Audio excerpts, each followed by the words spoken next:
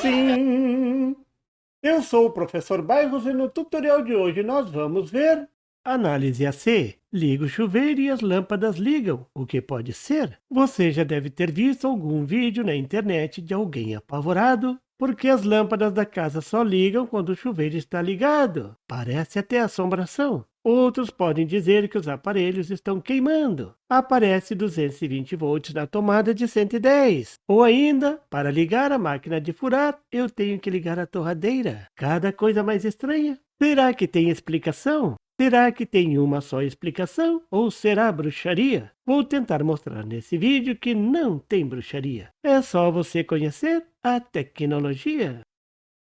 Antes de mostrar a análise no circuito, e você já está vendo que é uma análise de circuitos trifásicos, a maioria das vezes ligados em duas fases, os circuitos bifásicos, mas todos com o neutro, que nesses casos não vai ficar neutro coisa nenhuma. Eu quero avisar que este é um canal para técnicos eletrônicos ou eletricistas. Não vou mostrar nenhuma solução mágica. Vou analisar o circuito do ponto de vista técnico, e você, para entender, tem que conhecer os circuitos trifásicos, matéria já vista largamente nesse canal amalucado. Todos os seguidores do professor Bairros conhecem perfeitamente. É claro que no final eu vou dar aquelas dicas para tentar solucionar o problema. A principal delas é que se você está com um desses problemas na sua casa, chame o especialista ou eletricista. No circuito, você deve ver uma fonte trifásica convencional com a ligação do neutro. A tensão das fontes de 127 volts, todas defasadas de 120 graus. Você sabe qual o valor das tensões de linhas? Isso é, as tensões entre as fases? Isso mesmo, 220 volts, raiz de 3 vezes a tensão da fase, que nesse caso é 127 volts. Na figura você pode ver um circuito típico de uma residência bifásica com neutro. O objetivo da ligação bifásica é ligar a carga maior em 220 volts. Pode ser o chuveiro ou o ar-condicionado. Ligando assim, a fiação fica mais barata. Você já viu isso aqui no canal do professor Bairros. Maior tensão, menos corrente, para a mesma potência, claro. E a dimensão do fio é proporcional à corrente e ao preço. Em série com cada lâmpada tem uma chave. Claro, alguém, o último a sair da sala, tem que apagar a luz. A chave do chuveiro é interna. Ela liga quando você liga a água do chuveiro. Essa instalação ainda possui duas tomadas. Mas por que dividir tudo assim? Para dividir a potência. Novamente uma questão de baratear a fiação. Menos carga por fase, menos corrente por fase. Fios de menor diâmetro, a popular bitola. Menos gastos com a fiação. E tudo fica mais organizado. Agora vamos ao primeiro caso. Só liga as lâmpadas quando o chuveiro está ligado. E agora como isso pode acontecer? De alguma forma a corrente que passa nas lâmpadas também passa pela resistência do chuveiro. Veja um caminho possível. Isso só vai acontecer se a corrente do chuveiro não puder seguir para a fase 2. Então, uma possibilidade é a conexão da fase 2 estar aberta. O pessoal diz simplesmente que a fase abriu. E agora a pergunta: qual a tensão na lâmpada e no chuveiro?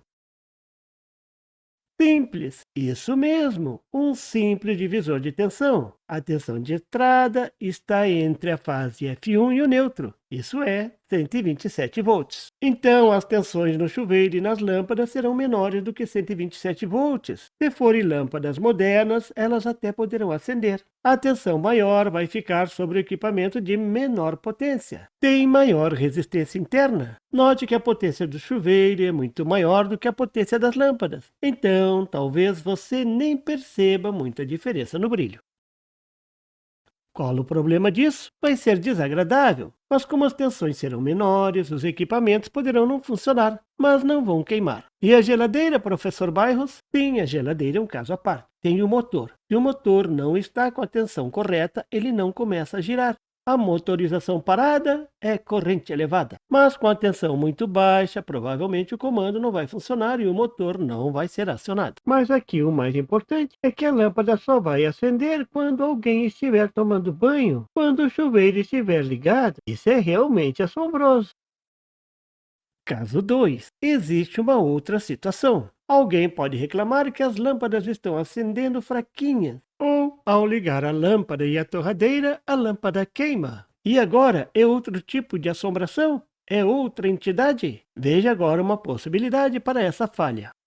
A falha pode ser causada porque o circuito está aberto no neutro. O pessoal diz, caiu o neutro. E agora, por onde a corrente vai circular? Veja na figura um caminho possível. Nesse caso, a corrente vai passar da fase F1 para a fase F2, através do neutro. As duas lâmpadas vão dividir a tensão entre as fases, tensão de 220 volts. Se as lâmpadas forem do mesmo tipo, você quase não percebe. Mas se as lâmpadas forem de potências diferentes, uma vai acender mais forte do que a outra, mas o mais importante, com tensão mais elevada e poderá queimar. Lembre-se, ainda teremos um divisor de tensão. A tensão maior vai ficar no equipamento de menor potência. Tem maior resistência interna. Existe o caso da corrente circular pela lâmpada e ainda pela torradeira colocada numa tomada, ou outro aparelho. Nesse caso, como a torradeira tem uma resistência muito baixa, quase toda a tensão estará sobre a lâmpada, e essa poderá queimar. Pelo visto até aqui, existem duas falhas possíveis para esses fenômenos, que não tem nada de sobrenatural. Ou caiu a fase, ou caiu o neutro.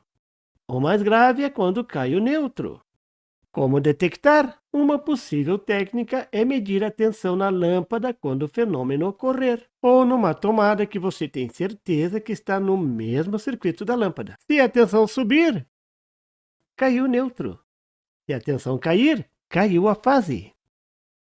Para detectar o ponto que o neutro foi interrompido, você deverá fazer as medições do neutro em vários pontos, seguindo em direção à entrada da rede, até que a tensão volte ao normal, 127 volts. É claro que isso deverá ser feito no forro da casa, ou se você tiver o diagrama da instalação, você poderá identificar os pontos que estão mais próximos da entrada da rede.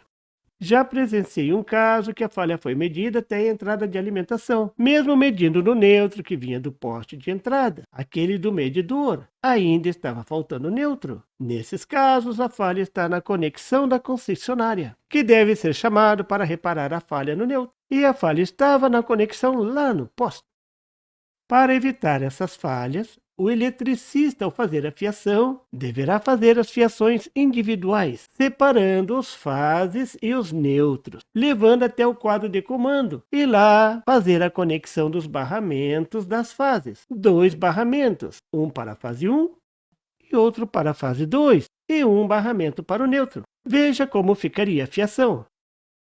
Agora, se cair a fase de algum dos pontos, só aquele ponto ficará sem energia. O mesmo vai acontecer se cair algum neutro. Se cair o fase que vem antes do barramento, aí a falha poderá ocorrer, mas ficará fácil identificar. É só medir as fases dentro da caixa de distribuição. Não haverá tensão entre as fases.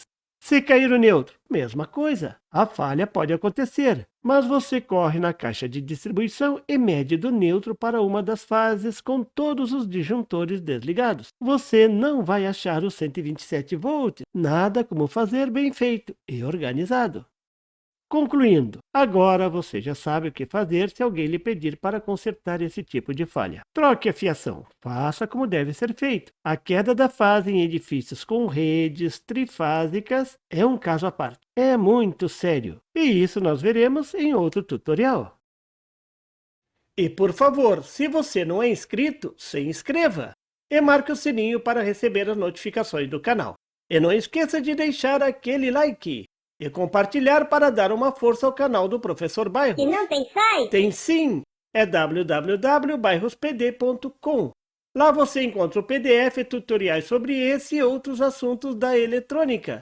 E fique atento ao canal do Professor Bairros para mais tutoriais sobre eletrônica. Até lá!